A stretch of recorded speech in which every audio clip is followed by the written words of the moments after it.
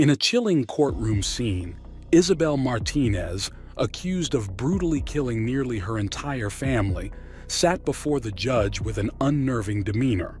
Smiling, she knelt down for the cameras, even flashing a thumbs up. Shocked by her behavior, the judge interrupted, "Ma'am, I'm going to caution you to cut out the display for the cameras. It's really not a good idea and probably not to your benefit." His words, however, seemed to barely register. How did this mother of five reach such a dark place? And what could have driven her to this tragic moment?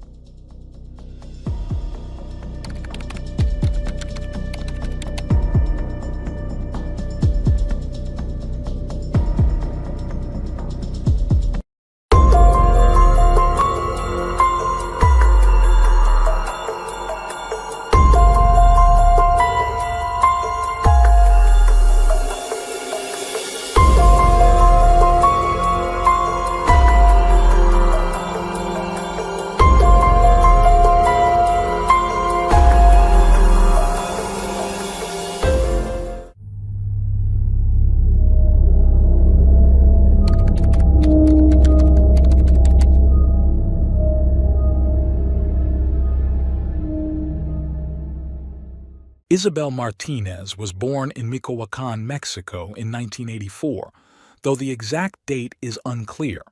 Not much is known about her early years or family background, other than that she was the daughter of Maria Elena Martinez and grew up in a small town named Benito Juarez.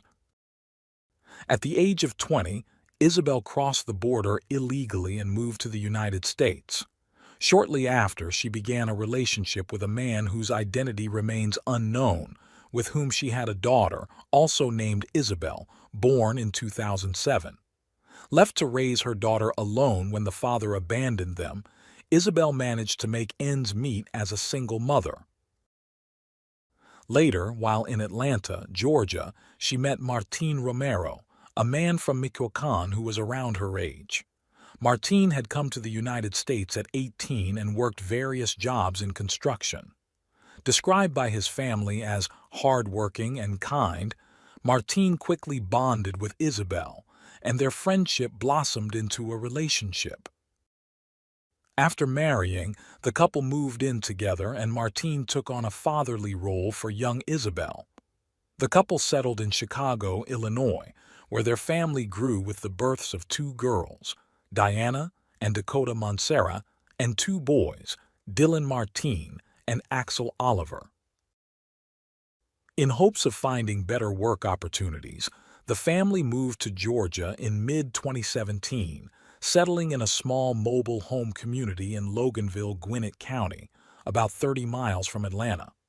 Although they faced financial challenges, the family enjoyed a peaceful life, often gathering with Martin's relatives who had also immigrated from Mexico. Known for his love of singing, especially when around family, Martin was also a sports enthusiast and practiced martial arts for several years. Isabel, in turn, was seen as a devoted wife and mother, caring for the children and preparing for Martin's return home from work. Sandra Romero, Martin's cousin and Isabel's close friend, described them as a typical family who celebrated birthdays, gathered during holidays, and spent weekends with friends and relatives. Though new to the neighborhood, the family was considered close-knit and loving by neighbors, who often saw the children happily playing outside. However, tragedy struck when Isabel's father, with whom she had remained close despite the distance, passed away in Mexico in June 2017. Unable to attend the funeral due to her undocumented status, Isabel was heartbroken, fearing she wouldn't be able to return to her family if she crossed the border. This event deeply saddened her, with her grief soon spiraling into depression. Martin, noticing her struggle, took her to see a specialist who prescribed antidepressants. According to family, Martin administered one pill daily instead of the prescribed two, worried about potential overdose risks, but he genuinely wanted to support his wife through her pain. As the 4th of July holiday approached, Martine planned a family getaway to Savannah, where they spent time enjoying the beach and playing with the children. On July 5th, after the family returned home, Martine called one of his cousins to let him know he was back and planned to go to work that day. It seemed like a regular day, with Isabel and the children following their usual routines. However, in the early morning hours of July 6, 2017, a call came into Gwinnett Emergency Services at 4:47 a.m. A woman's voice, speaking Spanish, reported a horrific crime involving multiple victims. Initially unsure of what they were hearing, operators realized the woman was confessing to having taken the lives of her husband and 5 children. Identifying herself as Isabel, 33, she reported the devastating event that would send shockwaves through their quiet, close-knit neighborhood, primarily home to Hispanic families and beyond. When officers from the sheriff's department and emergency teams arrived, they were met with a heartbreaking scene inside the family home. In the main room lay Martine Romero, 33, with visible injuries from a sharp weapon. In one of the bedrooms, the bodies of 10-year-old Isabel, 7-year-old Dakota, 4-year-old Dylan, and 2-year-old Axel were found on the bed. Despite the severe injuries on each, paramedics checked each child, hoping to save at least one. Just as hope seemed lost, they discovered 9-year-old Diana Romero alive but in critical condition. She was rushed to the nearest hospital for urgent care. Nearby, officers found Isabel sitting among religious items, crying and reading a Bible. She had inflicted cuts on her wrists in an apparent attempt to end her life. When questioned, Isabel admitted to making the 911 call in which she confessed to taking the lives of her husband and children. After treating her self-inflicted wounds, authorities took Isabel into custody as the primary suspect in the tragic crime. Later that day, the police issued a statement expressing their shock at the horrific incident, noting that the crime had a profound impact on the victim's family, neighbors, and the entire community. They could not fathom the reasons that would drive someone to commit such an act against young children and their spouse, expressing hope and prayers for the recovery of the lone survivor. As news of the incident spread, neighbors were equally stunned, unable to understand why Isabel had turned so brutally against her family. Media coverage quickly grew, with both national and international headlines covering the tragedy. Moved by the family's fate, many locals set up a makeshift memorial outside the family home, leaving candles, flowers, balloons, and toys in remembrance of the lives lost. Community members shared their disbelief with reporters, describing how the family, though new to the area, appeared close-knit and happy, with the children often seen playing at the park or biking around the neighborhood. On July 7th, Isabel appeared at her first court hearing in Gwinnett County, facing 5 charges of intentional homicide, 5 counts of murder, and 6 counts of aggravated assault. Photos taken during the hearing spread widely, capturing Isabel among other inmates, sometimes smiling, sometimes making victory signs with her thumbs, and at other times clasping her hands in prayer or reaching her arms forward. When the judge listed the charges, Isabel's behavior grew erratic. She shook her head, smiled, and even pointed at the judge, who firmly reminded her to act appropriately in court. Through an interpreter, she responded that she did not need an attorney, stating that the people she was fighting for were her defenders. She went on to declare herself a representative of the working and burdened, saying she wanted to show them that with God's help, all is possible. Despite her unusual statements and refusal to hire a lawyer, the judge strongly advised her to seek legal counsel or accept a public defender. That same day, U.S. Immigration and Customs Enforcement confirmed in an email that the accused was named Maria Isabel Martinez from Mexico and that she was residing in the country without documentation. Meanwhile, Diana, the only survivor of the brutal attack, remained in critical but stable condition at a pediatric hospital. She was expected to stay in the facility for 2 to 3 weeks for physical therapy and psychological support. A relative started a fundraising campaign to help cover Diana's medical treatment and the funeral expenses for her father and 4 siblings.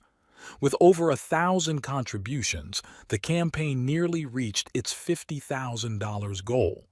According to the fundraiser, Diana underwent complex surgery to repair injuries caused by multiple stab wounds. On July 11th, Isabel's public defender requested a psychological evaluation for her before the next hearing. Although there are no records of the court ordering the assessment, reports indicated that she was placed in a psychiatric facility pending trial. Meanwhile, the prosecution debated whether to seek the death penalty or life imprisonment, taking Isabel's mental health into account.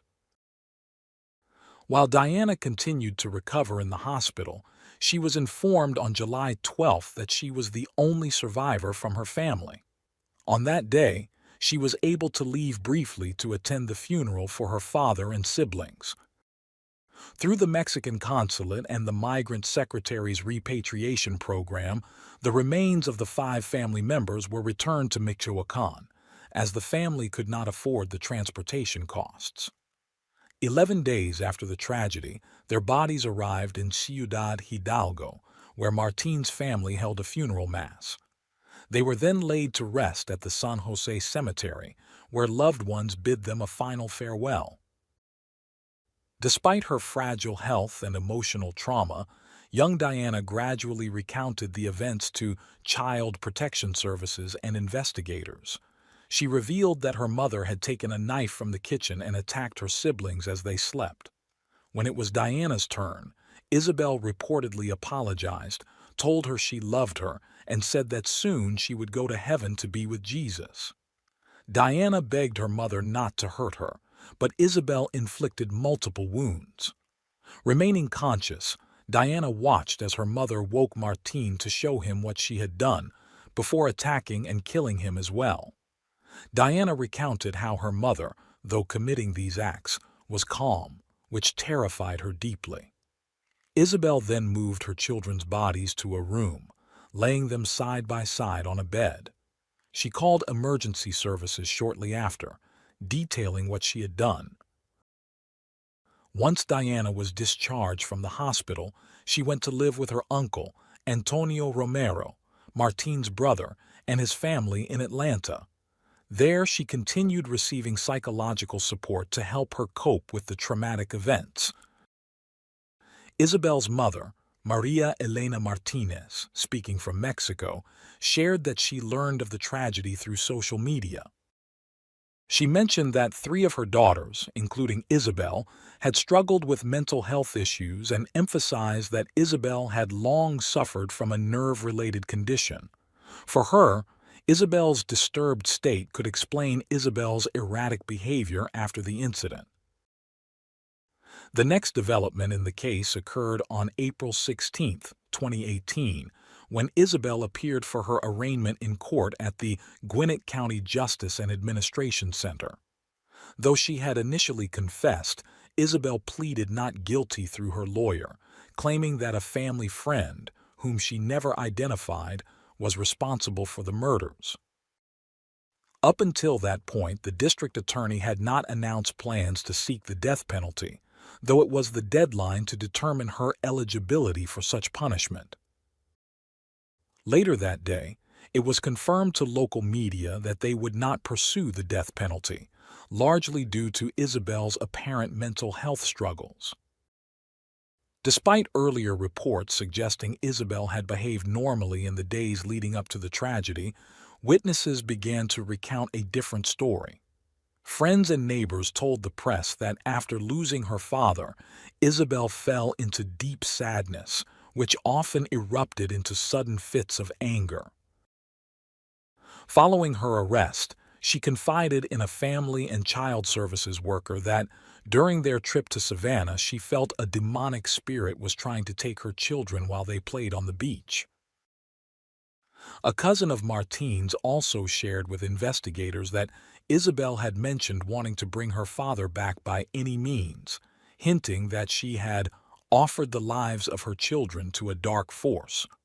Both a niece of Isabel's and one of Martine's nieces recalled hearing her say she would offer her children to God in exchange for her father's return, and that during this ordeal she had expressed intentions to put everyone in the house to sleep.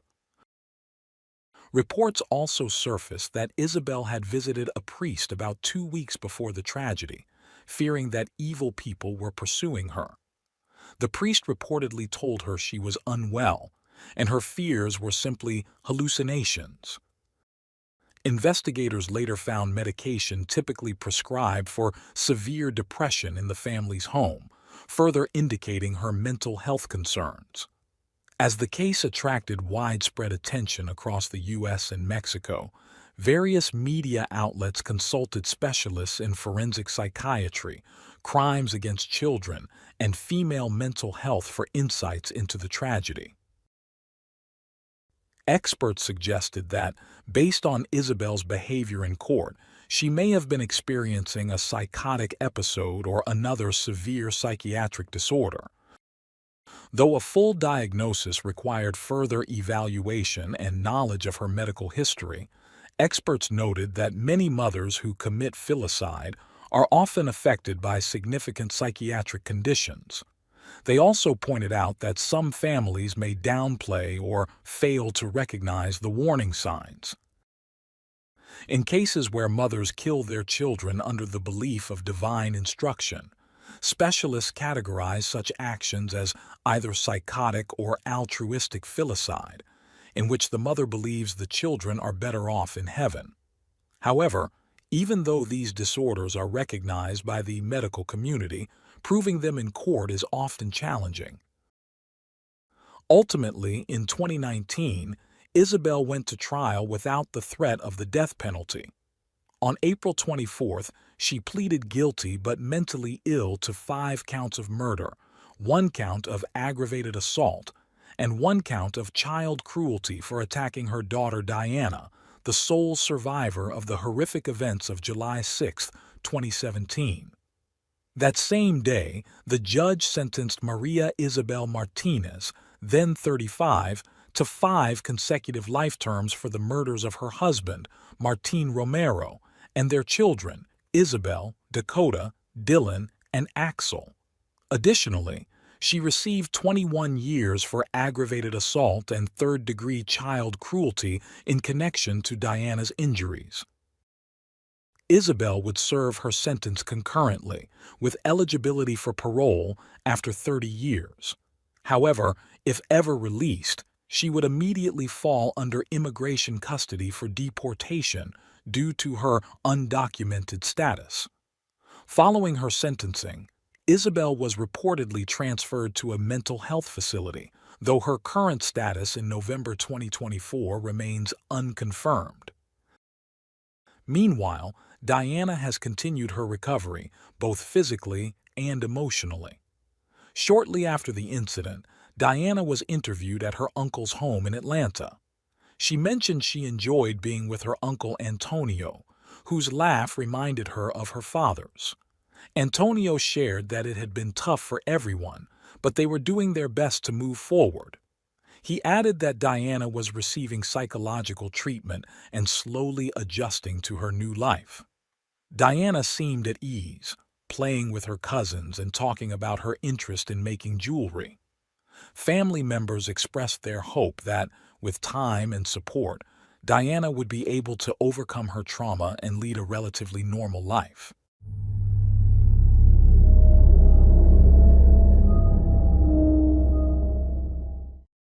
Thanks for tuning in to Unreal True Crime. If you're intrigued by mysteries from around the world, check out our new channel, Latin Crimes, where we dive into the gripping true crime stories of Latin America. Don't miss out. Subscribe now for more thrilling investigations.